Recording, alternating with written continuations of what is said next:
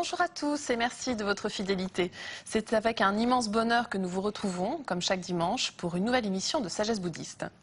Nous avons souhaité aborder ce matin la notion de Bodhi Shin, ce que l'on désigne par voie d'éveil, voie de Bouddha, aspiration à réaliser l'éveil ou encore l'esprit d'éveil dans la tradition Zen Soto.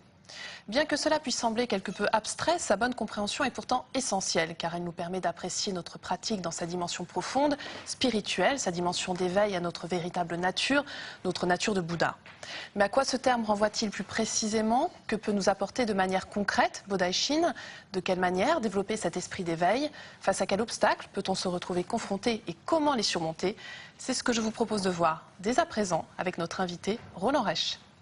Roland Reich, bonjour. Bonjour. Vous pratiquez le bouddhisme dans la tradition zen depuis une quarantaine d'années. Oui. Vous êtes vice-président de l'association Zen Internationale, la ZELDI. Vous dirigez également le dojo zen de Nice et vous enseignez un peu partout, donc à la fois au temple zen de la Gendronnière et un peu partout en Europe. Voilà, tout à fait. Alors pour commencer cette émission, Roland Reich, est-ce que vous pouvez tenter de nous expliquer ce qu'est cette notion de Bodhi Shin? De quoi s'agit-il? Oui, alors Bodhi Shin, c'est ce qu'on appelle donc l'esprit d'éveil, comme vous l'avez dit. Bodhi veut dire l'éveil, et en même temps, ça veut dire la voie pour le réaliser. Et Shin veut dire l'esprit. Et donc l'esprit d'éveil, c'est l'esprit du bodhisattva qui voue sa pratique, non pas pour réaliser un éveil personnel, mais pour réaliser un éveil, l'éveil avec tous les êtres, pour aider tous les êtres à se libérer de leur souffrance. Donc c'est un esprit qui allie une sagesse profonde, une compréhension profonde de l'enseignement du Bouddha, avec en même temps un esprit de compassion qui amène à ne pas vouloir s'éveiller tout seul, se libérer tout seul, mais au contraire, être complètement solidaire de tous les êtres. Alors on distingue souvent la bodhicitta relative de la bodhicitta absolue. Quelle est la différence et finalement est-ce qu'il n'y a pas un lien quand même entre ces deux bodhicittas? Oui, dans le zen, on distingue, mais on ne sépare pas bodhicitta relative et bodhicitta absolue. La relative, c'est toutes les pratiques qui amènent à approfondir la compassion. Donc à se sentir un avec tous les êtres. C'est des pratiques comme la pratique du don, de la bienveillance, de l'empathie, se mettre à la place des autres, développer tout ce qui peut stimuler l'esprit de compassion. C'est ce qu'on appelle la bodhicitta relative ou relationnelle. Et la bodhicitta absolue ou ultime, c'est en fait la sagesse, c'est-à-dire véritablement l'éveil à la véritable nature de notre existence. Mais comme cet éveil est éveil au fait que cette existence et sans substance propre, mais seulement interdépendance avec tous les êtres, c'est ce qui fait le lien, bien sûr, finalement, entre bodhicitta relative et bodhicitta absolue. Si on n'est que dans la bodhicitta relative, c'est-à-dire qu'on va être comme dans la pratique de la charité chrétienne, c'est-à-dire dans l'effort pour être bon pour les autres, pour aimer les autres, etc., malgré son égoïsme. Si, au contraire, on réalise cette bodhicitta ultime, c'est-à-dire si on comprend qu'au fond, l'ego n'est pas séparé, n'a pas de substance, et que la manière d'être juste, c'est d'être vraiment relié aux autres et de l'actualiser, cette relation aux autres, par la pratique de la compassion, alors à ce moment-là, il n'y a plus vraiment de différence. Et alors, pour en revenir à Bodhi Shin, que peut apporter Bodhi Shin aux pratiquants? Pourquoi est-ce que c'est important de réaliser Bodhi Shin? Parce que ça permet de réaliser la véritable dimension spirituelle de la voie du zen. Si on ne réalise pas Bodhi Shin, on risque d'avoir une pratique égoïste, une pratique pour soi, une pratique qui cherche le bien-être ou qui cherche le bien-être spirituel, de s'évader de ce monde de souffrance pour atteindre le nirvana, quitter ce monde, etc. Et à ce moment-là, finalement, on trahit ce qui est le véritable sens de l'éveil. Aussi, si on approfondit Bodhi Shin, ça aide à s'harmoniser avec l'impermanence, donc à résoudre beaucoup d'angoisse et de souffrance liées au fait qu'on est conscient que tout ce qui est source de bonheur, de satisfaction dans la vie ne va pas durer, la mort est au bout du chemin, et donc tout ça est source de grande souffrance. Mais avec Bodhi Shin, on apprend au contraire à s'harmoniser avec l'impermanence, et donc à lâcher prise avec son égoïsme, son égocentrisme, et finalement c'est une très grande libération. Et c'est d'autant plus une libération qu'on souhaite partager le bien-être qui en résulte avec tous les êtres. Mais concrètement, on peut se demander comment cultiver Bodhi Shin, Roland Reich, comment faire? Oui, alors pour cultiver Bodhi Shin, il y a beaucoup de choses, mais une des choses importantes, c'est de pratiquer avec un maître. Car la fonction du maître va être de ramener l'esprit du disciple à la dimension profonde de la pratique, donc lui permettre de cultiver Bodhi Shin. Ça va être aussi de pratiquer de manière constante. Il n'y a rien de tel pour perdre cet esprit d'éveil que de s'éloigner de la pratique pour s'occuper de ses affaires personnelles, revenir à la pratique au bout d'un mois, 2 mois, 3 mois. Dans ce cas-là, on a perdu en quelque sorte le fil conducteur. Et finalement, on est repris par les habitudes, par les conditionnements de la société qui nous encouragent à être très égocentriques, etc. Donc, pratiquer avec un maître, pratique constante, être constamment conscient et attentif à l'impermanence. C'est d'ailleurs une des fonctions du maître de rappeler toujours le danger de l'impermanence.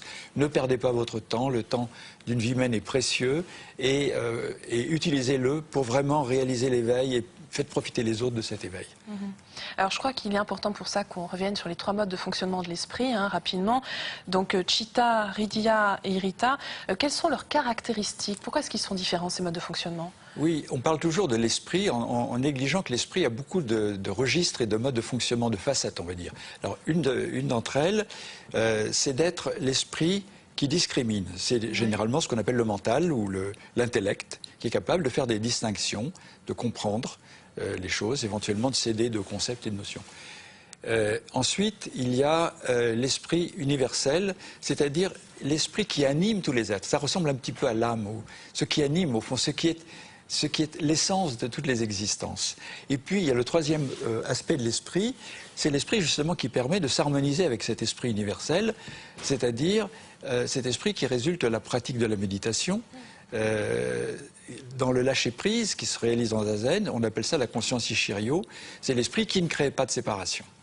Alors justement, je crois que Maître Dogen nous dit, c'est une citation très à propos, c'est par l'esprit de discernement, de discrimination Chitta que nous nous éveillons à Bodhaishin. Est-ce que vous pouvez nous commenter rapidement cette citation? Ça m'a paru étonnant quand j'ai lu ça la première fois, parce que généralement, dans le bouddhisme et dans le zen en particulier, on considère l'esprit de discrimination comme un obstacle. On dit que c'est l'esprit dualiste, c'est ce qu'il faut surmonter pour s'éveiller.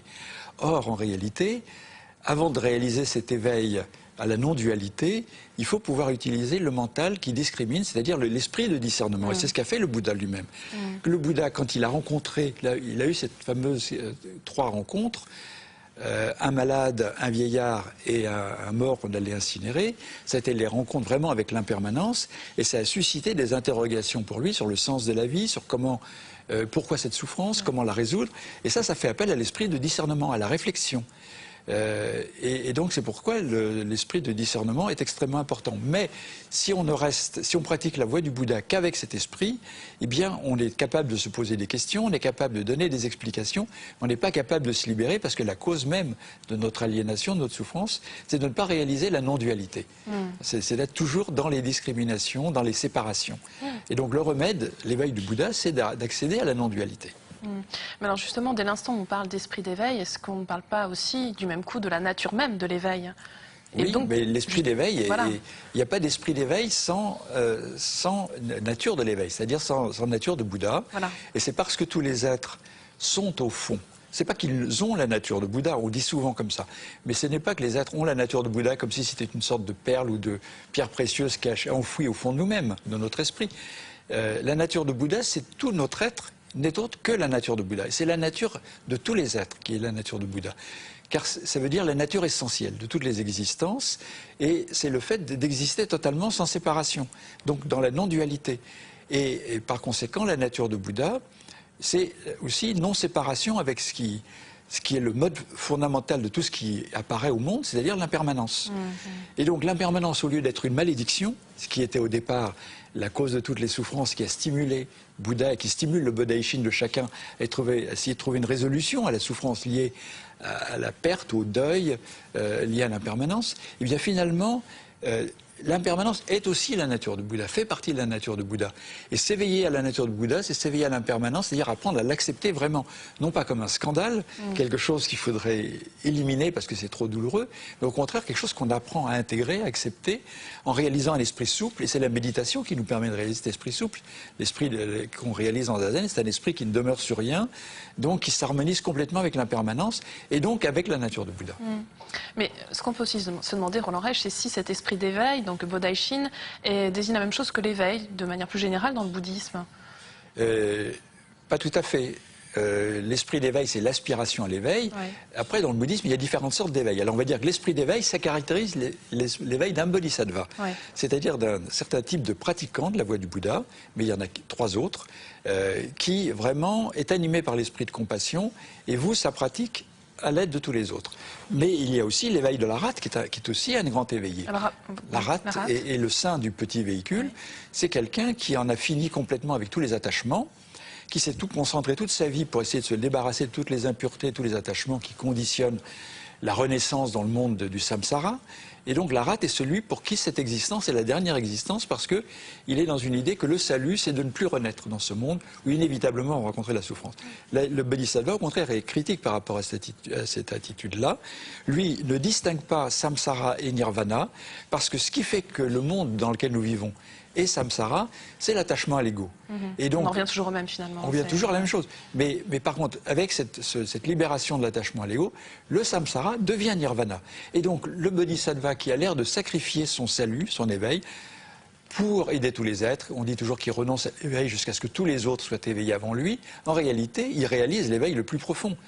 Et il réalise, moi je considère que l'éveil d'un bodhisattva est très proche de l'éveil d'un Bouddha. Alors on parle aussi de l'éveil des pratica Bouddha, c'est l'éveil des éveillés solitaires. Mais l'éveil d'un Bouddha, en plus de l'éveil du bodhisattva, c'est que le Bouddha a développé cette capacité d'omniscience. Donc c'est le bodhisattva parfait, car il a tous les moyens habiles et tout le savoir et toutes les connaissances qui vont lui permettre d'aider tous les êtres à acquérir la sagesse et la libération. Alors pour conclure cette émission, on peut se demander quand même quels sont les principaux obstacles à cet esprit d'éveil et finalement comment les contourner en quelques attitudes peut-être adoptées. Alors le principal obstacle à l'esprit d'éveil, c'est de revenir, de retomber dans les attachements de l'ego et finalement de ne pas comprendre que l'esprit d'éveil n'est pas un esprit de sacrifice, mais c'est vraiment l'éveil lui-même. Et donc des fois les gens ont peur de l'esprit d'éveil et l'évitent, parce qu'ils se disent, oui, mais quand même, dans la vie, il y a des tas de choses qui sont satisfaisantes. Et tant qu'on pense qu'il y a quelque chose dans la vie de plus satisfaisant que la réalisation de l'éveil, alors l'esprit d'éveil est menacé par le fait que l'on va poursuivre tous les objets du monde matériel dans lequel nous vivons, qui sont toujours des tentations pour l'ego de trouver satisfaction. Or, ces objets sont limités, ne sont pas réellement satisfaisants, et donc l'esprit d'éveil, finalement, c'est de se rendre compte de cela, se rappeler que la véritable satisfaction, le véritable bonheur de la vie, c'est l'éveil. Et d'apprendre à vivre en harmonie avec cet éveil, et en plus d'être libéré de cet égocentrisme et donc d'avoir l'envie de partager avec les autres. Alors là, on a une véritable existence épanouie et on ne risque plus de perdre l'esprit d'éveil, parce que les gens qui le perdent, c'est parce qu'ils le vivent dans l'esprit de sacrifice, et contre quoi l'ego, évidemment, se révolte. Très bien, on va se quitter sur ces paroles. Merci beaucoup, Roland Reich. Merci. Avant de nous quitter, voici quelques livres que nous vous proposons. De notre invité Roland Reich, Moine zen en Occident, entretien avec Romana et Bruno Sol, publié chez Albin Michel dans la collection Espace Libre. Vous y retrouverez le récit de son expérience personnelle du bouddhisme, à travers notamment sa rencontre avec Maître Tezen Deshimaru, les enseignements de celui-ci, mais aussi l'exercice de la pratique du zen au quotidien. Un autre livre de notre invité sur l'enseignement de Maître Wanchi, Le chant de la vacuité, publié aux éditions Le Relier. Ce moine zen du XIe siècle appartenant à l'école Zen Soto est célèbre pour avoir initié le zen de l'illumination silencieuse, centré sur la méditation sans objet. Et pour terminer, aux éditions Le Relier, Vrai zen pour chat, avec des textes et des illustrations de Christian Godin, préfacé également par notre invité Roland Reich. Un livre à la fois drôle et profond qui questionne la relation des chats par rapport au zen, tout en présentant une authentique initiation à la pratique du zen. Vous pouvez voir et revoir cette émission pendant toute une semaine sur le site internet de France 2, rubrique Tous les programmes et Chemin de la foi. Merci à tous de votre fidélité. Je vous souhaite une très belle journée. À dimanche prochain.